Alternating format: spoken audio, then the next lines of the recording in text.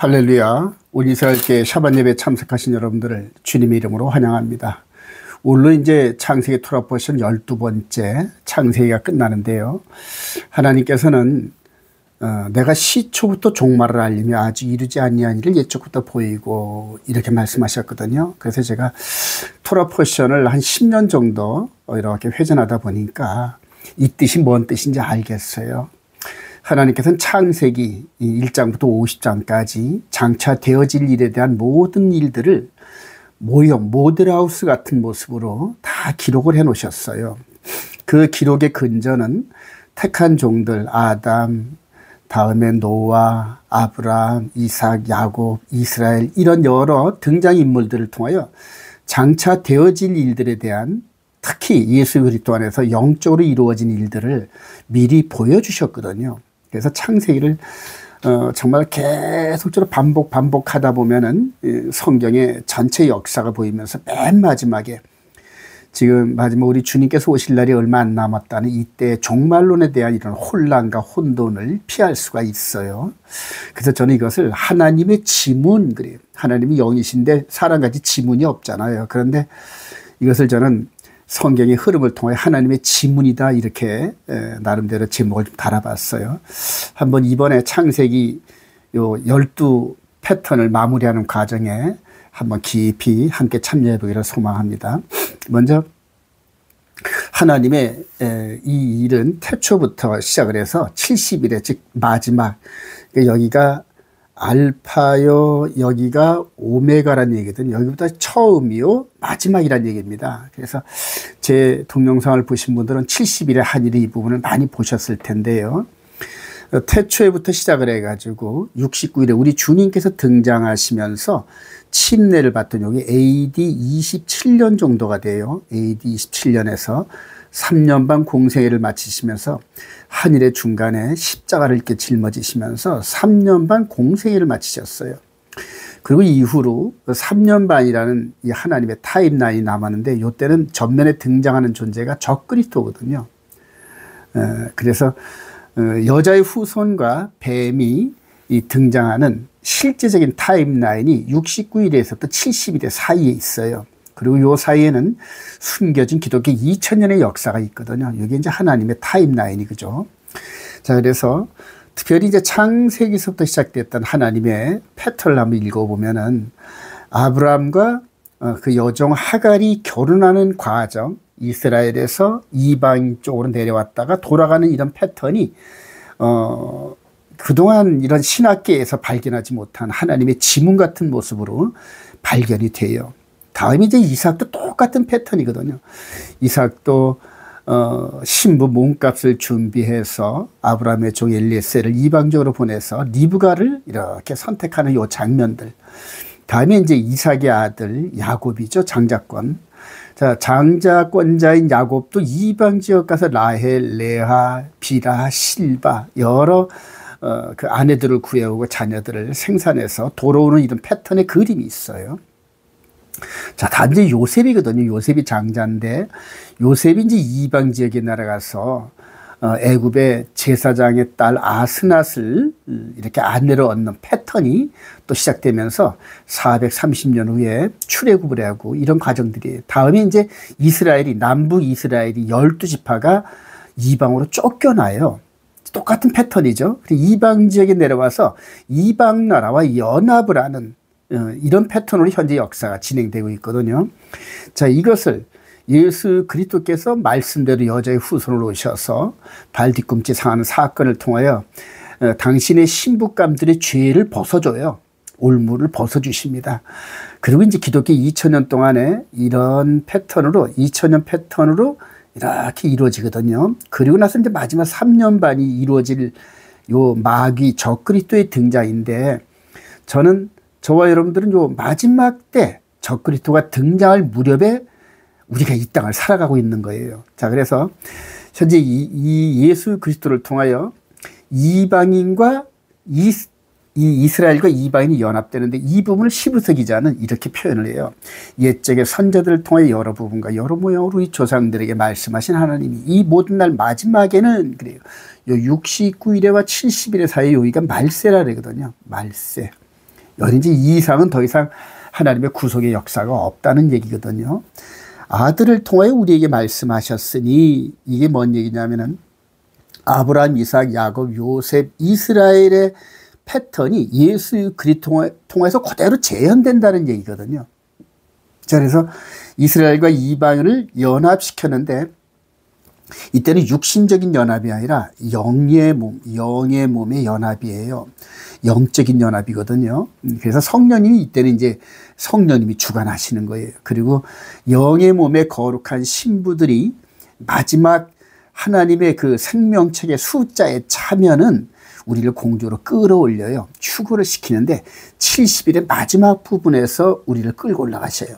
그래서 후 3년 반 어느 순간인가 우리를 끌고 올라가시는데 제 생각에는 후 3년 반 마지막 해에 시작되는 절기 끝자락에 나팔절이 지나서 대속제일 날 우리를 끌고 올라가시지 않을까 저는 그렇게 생각을 해요. 그래서 실제적으로 저와 여러분들이 이제 얼마 안 남았어요. 특히 트럼프 대통령이 2기를 짓고 나면서 1기 때는 네탄야후 정부와 함께 예루살렘을 이스라엘의 수도로 정했거든요. 이번에 2기 때는 예루살렘에 성전을 지어줄 것 같아요. 그리고 성전이 지어지면서 동물 제사가 시작된다 하면은 이제 저그리스도의 타임라인이 짝깍 하고 이제 돌아간다. 이렇게 보면 돼요. 그래서 여러 정황들이 이번 트럼프 등장, 그 다음에 4년 기간 동안의 재임 기간 동안에 전 세계가 아주 요동을 칠 거라 저는 이렇게 생각을 합니다. 마지막 때를 맞이하는 저와 여러분들이 하나님의 말씀대로 하나님의 계명과 예수 믿는 증거를 가진 이 성도들의 인내가 여기 있나니 하면서 성경을 기록한 성령님께서 이제 우리 마음에 말씀을 하고 계시거든요. 살아가신 여러분들 말씀을 굳게 잡고 하나님의 계명, 십계명, 진리의 십계명을 붙잡고 예수의 그 보혈에 의지하면서 이 마지막 때를 이겨나가기를 정말 주님의 이름으로 강력하게 소망합니다. 오늘 토라포신 12번째 제목이 바예히래요. 이 에히란 거는 이제 영어로 말하면 이스라는 뜻이거든요. 존재했다, 살았다 이런 뜻이에요. 살았으니 그리고 살았으니 이 얘기거든요. 야곱이 애굽 땅에 17년을 거주하였으니 이게 바로 바예히입니다. 그의 나이가 147세라. 이스라엘 즉 야곱이 죽을 날이 가까움에 그래요. 내가 조상들과 함께 눕거든 너는 나를 애굽에서 메어다가 조상의 묘지에 장사해라. 그러면서 자기의 말년에 그 임종 순간을 정리하는 이제 그런 대목이에요. 오늘 바예히는. 야곱이 그 아들들을 불러 너희는 모이라. 그럼 너희가 후일에 당할 일을 내가 너희에게 이르리라. 그래요. 이 야곱이 후일에 즉 12아들 12지파가 후일에 당할 일들을 내가 너희에게 이르리라 이렇게 예언하는 것은 자기 생애 속에서 바로 야곱의 생애 속에서 장차 12지파가 이스라엘에서 나라를 세우고 당할 일들을 미리 경험을 해봤다는 얘기입니다. 경험. 그래요. 어떻게 경험했느냐? 자기가 아내를 구하려고 이방 지역에 가서 20몇 년 동안을 고생하면서 돌아오는 과정과 그 다음에 하나님의 말씀대로 자기 즉 아브라함, 이삭, 야곱의 후손들이 애굽에 정착하고 번성하는 걸 눈으로 보면서 아, 하나님의 말씀대로 되어져 가는구나 이렇게 생각을 했거든요. 그래서 예언을 했는데 요셉은 그 무성한 가지고 샘 곁에 무성한 가지라 그 가지가 담을 넘었도다 이렇게 요셉이 담을 넘는데요. 근데 이게 담을 넘는다는 게 번성한다는 뜻인데 바로 이방적으로 끌려가는 이런 부분들을 이제 이렇게 말씀을 하시는 거예요. 자 그러면서 그대로 요셉에 대해서 집중적으로 많은 분량을 할애하는 게 바로 요셉이 장자거든요. 그래서 곧 그들 각 사람의 분량대로 축복하였더라. 이걸 다 얘기할 수는 없겠지만 요셉과 함께 그 나머지 12 형제들이 당할 이런 일들을 근데 이때 북이스라엘은 주전 721년 남방윤다로 568년에 이방지역으로 나왔잖아요. 이 육신의 후손들이 2000년이 넘는 지금 예수 그리스도의 십자가 사건 안에서 고향으로 돌아가고 있단 말입니다. 지금. 그래서 지금 아주 초미의 구속사적인 어떤 흐름에 관심이 집중되는 타임라인이에요. 그러면서 바로 이 야곱이 장차 되어질 이런 모든 일들을 한눈에 직관하면서 말씀을 예언할 때 얼마나 성령이 충만했을까요?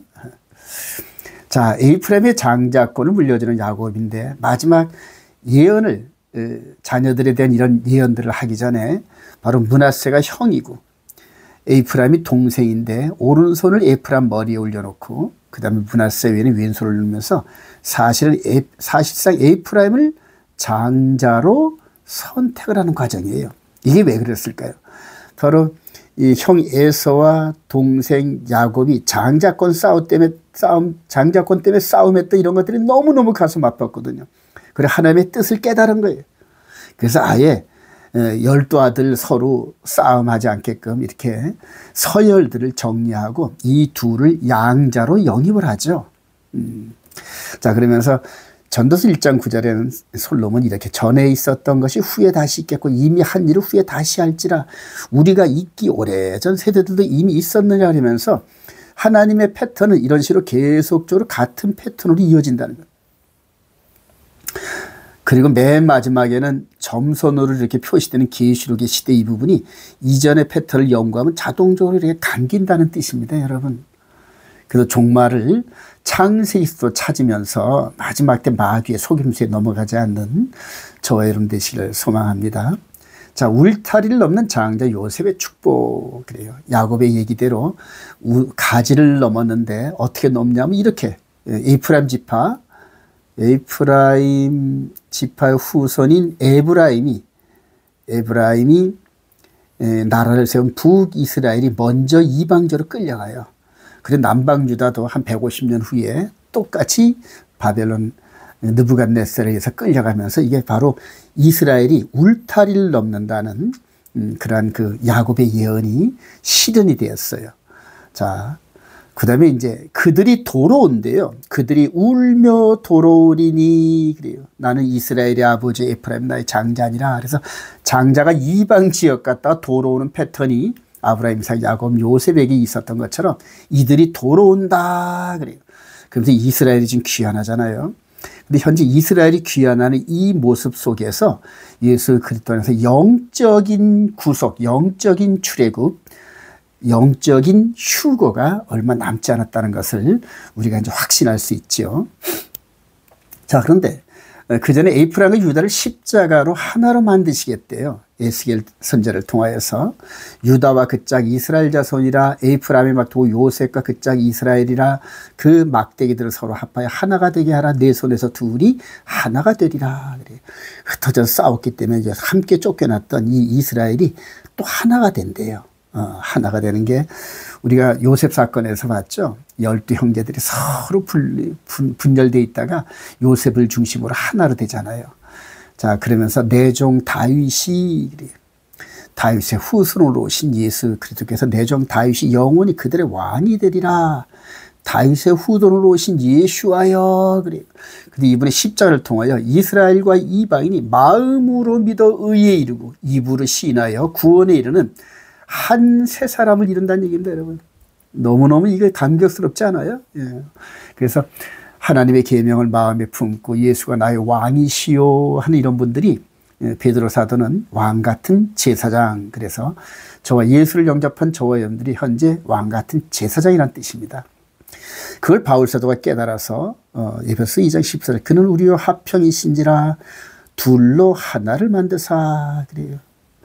자, 또 십자가로 이들을 한 몸으로 우리들이 한 성령 안에서 아버지께 나아감을 얻게 하려 하심이라. 그러면서 더 이상 육신의 몸이 아닌 예수 그리스도를 영접한 영의 몸의 존재가 퍼펙트한 화평을 이루면서 한 세 사람을 이루어서 이제는 생명책에 기록된 그 이름이 꽉 들어차면 그대로 공주로 끌어올리시고 하나님의 이 영혼의 몸, 즉 하나님의 형상을 꼭 닮은 자녀들 농사 짓는 그런 모든 것들이 끝난다는 그런 뜻이죠. 자, 잃어버린 양을 찾으러 오셨대요. 이 에스겔서의 한 왕의 그 예언대로 목자에 대신 이분이 오셨어요. 여호와는 나의 목자시니 내 영혼을 소생시키고 자기 이름을 위하여 의의 길로 인도하신도다. 다윗이 미리 이렇게 장차 오실 메시아의 역할에 대해서 아름다운 찬송으로 노래한 이 시편 23편 여호와는 나의 목자시니 그래. 영혼의 목자. 그래. 그 말씀대로 나는 선한 목자라. 그래. 나는 내 양을 알고 양도 나를 아는 것이 아버지께서 나를 아시고 내가 아버지를 아는 것 같아. 나는 양을 위하여 목숨을 버리노라. 그래. 여자의 후손에 발뒤꿈치 상하는 사건을 실체적으로 이루시려고 이 땅에 오셨어요. 그리고 이 양의 울타리 안에 지금 멀리 떠나서 열방 가운데 헤매고 있는 이 에프라임 지파의 10지파 북이스라엘, 이들도 내가 인도하여야 할 터이니 그래요. 그들도 내 음성을 듣고 한 무리가 되어 한 목자에게 있으리라. 일관되죠. 성경은 이렇게 일관됩니다, 여러분. 이분이 오셨어요. 선한 목자로. 그리고 죽으시고 부활하시고 12제자를 통하여 너희들은 온 예루살렘과 온 유대와 사마리아 땅끝까지 이르러 내 증인이 되라. 그래. 근데 여기서는 이들이 이제 눈으로 보고 말한 것들을 말로 하는데 이거를 증명해 주시는 분은 성령님이. 그러니까 눈에 안 보이는 그런 일들을 증명을 하려니까 사람과 사람은 못 믿어요, 여러분. 근데 성령님께서 그 중간에 보증인이 되어 주셔서 기적과 표적과 마음의 감동을 시키시면서 지금 예루살렘과 온 유대와 사마리아와 땅끝까지 이 복음이 쫙쫙쫙쫙 퍼져나가가지고 이제는 거의 열방에 이 복음을 듣지 않는 민족이 없을 정도로. 그리고 우리 주님이 오실 날이 곧 다가와요. 세상 끝날까지 너희와 항상 함께 있대. 영으로 함께 하신다는 것. 베드로전서 2장 25절에 너희가 전에 양과 같이 길을 잃었더니 이제는 너희 영혼의 목자와 감독 대신 이게 돌아왔느니라. 바로 이 복음을 전해 듣고 나 예수 믿어요. 나 예수 믿어요. 예수 믿어요. 예수 믿어요. 예수를 나의 구주로 영접하고 이분께서 이분과 혼인 서약을 이루었다는 증거로 마음에 기록한 하나님 아버지의 정체성인 십계명을 마음에 품고 그리고 정말 거룩한 무리, 거룩한 신부, 정말 흠도 티도 주름 잡힌 것이 없는 그런 예수 때 신부로 좀 꼴지어져가는 과정. 이게 바로 거룩의 여정이거든요, 여러분. 너무너무 감동스럽죠. 자, 여기서 아주 중요한 부분이 있어요. 창세기 50장 이하에 이 야곱의 장례 행렬이 있어요. 야곱의 장례일이 이 야곱이 임종 전에 유언을 하는데 요셉에게 나 여기다 고센 땅에 묻지 마라. 여기에 막벨라 굴이 여기 있잖아. 여기에 아브람, 이삭 이분들이 눕혀 있어. 거기에 눕고 싶어 해가지고 이렇게 갑니다. 요 코스가 그대로 광야를 지나서 요단 동편으로서 요단강을 건너가지고 여기까지 도착을 해요. 근데 이게 나중에 그대로 출애굽 여정에 430년 후에 출애굽 여정의 루트가 됩니다. 출애굽 12장 37절 이하에 이후에 보행하는 장전이 60만 가량이요. 요때도 아마 한 10,000명 정도 움직였을 거라고 봐요. 근데 이후로 보행하는 장전이 60만 가량이요. 수많은 잡족과 양과 소 이방을 말하거든요. 이방인들. 많은 같이 그들과 함께 했으며 이스라엘 자손이 애굽에 거주했는데 430년이라. 그래도 출애굽을 해요. 430년 이렇게 출애굽을 해요. 근데 이때는 이미 이스라엘 백성들한테는 한번 낯익어요. 이 고센 땅에서 광야를 지나 암몬 모압 암몬을 지나서 요단강을 건너가 가지고 이스라엘 가나안 땅에 들어가는 이 부분이 이전에 한번 미리 예행 연습을 한 그런 기록이 있잖아요. 그래서 여기서 우리가 살펴볼 것은 하나님께서는 어떤 큰 일을 시키기 전에 반드시 예행 연습을 시키신다. 그래요. 우리가 영적인 출애굽이라는 건 휴거거든요. 저와 여러분들의 인생에 이 세상에 소망을 가지고 뛰었던 것들이 눈에 보이는 것, 명예, 권세, 육신 이런 것들이 아무것도 아니라는 그러한 그 허무함이 딱 깨달아질 때가 있어요. 아무것도 아니네. 나이 70 넘고 80 넘고 90 정도 된다 그러면 아무것도 없잖아요. 그래서 겉사람은 후패해지나 속사람은 즉 이 겉사람 안에 있는 속사람은 날로 충만해지고 겉사람은 늙고 볼품없는 모습. 그래서 이 속사람이 하나님의 백성된 이 꼴지어진 이 백성이 튀어나올 준비라. 이 껍질을 찢고 막 열매가 튀어나오려고 밤이 막 껍질을 벗고 막 나오듯이 그런 식으로 우리 영의 몸이 하나님 나라를 소망하면서 소망을 가득 채우는 이 일들.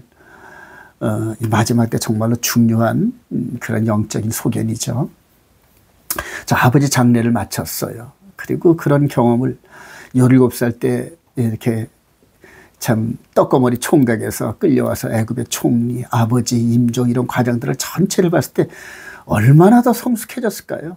참 거기에다 여호와의 도, 하나님 말씀으로 무장한 정말 신실한, 흠도 티도 없이 남들이 뭐 흠 잡을 데 없는 그런 정치적인 균형을 갖춘 이 요셉이 이제 이 나머지 그 식구들을 위해서 한번 애쓰는 걸 볼까요? 요셉이 혹시 우리를 미워해요. 형제들이 생각, 요셉이 혹시 아버지가 없어서 우리를 미워해요. 우리가 그에게 행한 모든 악을 다 갚지는 아니할까 하고 막 근심걱정해요. 11명의 형들이 요셉에게 말을 전하 이르되 당신의 아버지가 돌아가시기 전에 명령하여 이르기를 너희는 이같이 요셉에게 이르라. 내 형들이 내게 악을 행하였을지라도 이제 바라간대 그들의 허물과 죄를 용서하라 하셨나니 당신 아버지의 하나님의 종들인 우리 죄를 이제 용서하소서 하며 그래요. 요셉이 그들에게 하는 말을 듣고 울었더라. 그래. 왜 울었을까요? 물론 형들의 변화를 보면서도 감동되었겠지만은 아직도 하나님의 뜻을 깨닫지 못하는 형들이 많이 불쌍했겠죠. 영적으로. 그래요. 여기서 이렇게 형들을. 그리고 이제 하는 말이 요셉이 그들에게 두려워하지 마소. 내가 하나님을 대신하리까. 그래요. 하나님이 저 하신 일들인데 당신들은 나를 헤아려 하였으나 하나님은 그것을 선으로 바꾸서 오늘과 같이 많은 백성의 생명을 구원하게 하려 하셨나니 당신들은 두려워하지 마소서. 내가 당신들과 당신들의 자녀를 기르리다 하고 그들을 간곡한 말로 위로하였더라. 그래요.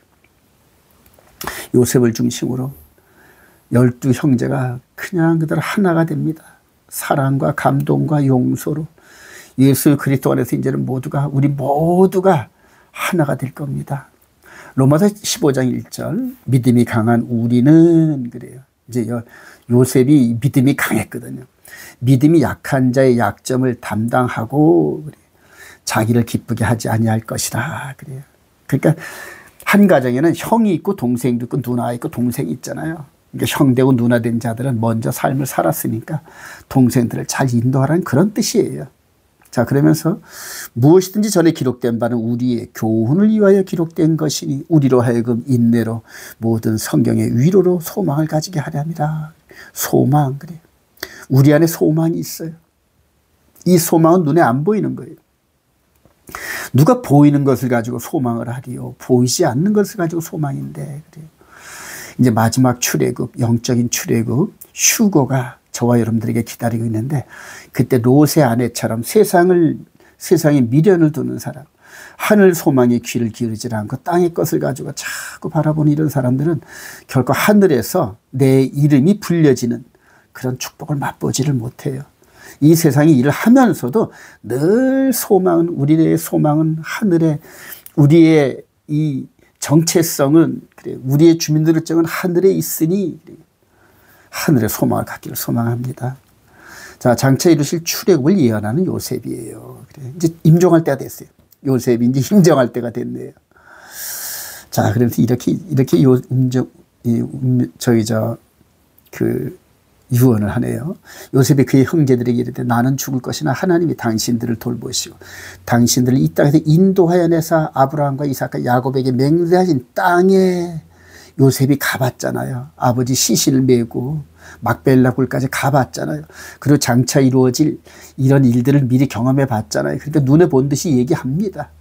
요셉이 또 이스라엘 자손에게 맹세하시키 이르기를 하나님이 반드시 당신들을 돌보시니 당신들은 여기서 내 해골을 메고 올라가겠다 약속하라 이러잖아요. 내 유고를, 그리고 380년 후에 요셉의 유고를 추스려 가지고 산자와 죽은 자가 함께 홍해를 토하합니다. 이게 장차 저와 여러분들의 이 휴거 사건을 미리 이렇게 보여준 건데요. 바울 사도가 이 장면을 보고 이렇게 예언을 해요. 여기서 이제는 영의 몸이 변화를 받아 무덤에서 나와서 올라가고 살아있는 자는 변화되어서 휴거돼서 공중 혼인잔치를 향하는데 바로 홍해에서 도화한 것처럼 똑같은 모습이란 얘기입니다, 여러분. 그때는 땅에 있는 물을 갈랐지만은 하나님의 아들 예수와는 공중에 있는 물, 샤마임, 그래. 샤마임, 여기는 마임이거든요.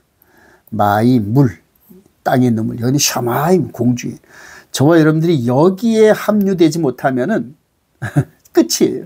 근데 이게 70일의 끝자락에 일어나는데 이 부분에서 많이 아쉽게도 종말론을 잘못 이해한 분들이 7년 환란전 그래요. 이 7년은 요 마지막 한일을 얘기하는 거거든요. 근데 여기 환란전에 교회는 휴거한다 이렇게 가르쳐요. 전혀 터무니없는 말이에요, 여러분들. 데살로니가서 4장 10절에 주께서 호령과 천사장의 소리와 하나님의 나팔 소리와 친히 하늘부터 강림하시니 그리스도 안에서 죽은 자들이 먼저 일어나고 죽은 자들이 먼저 건너가고 그 후에 살아남은 자들도 그들과 함께 구름 속으로 끌어올려 공중에서 주를 영접하게 하시니 그리하여 우리가 항상 주와 함께 있으리라 그러잖아요. 이 애굽에서 가나안 땅을 향하여 한번 건너갔던 길을 돌아오지 않잖아요.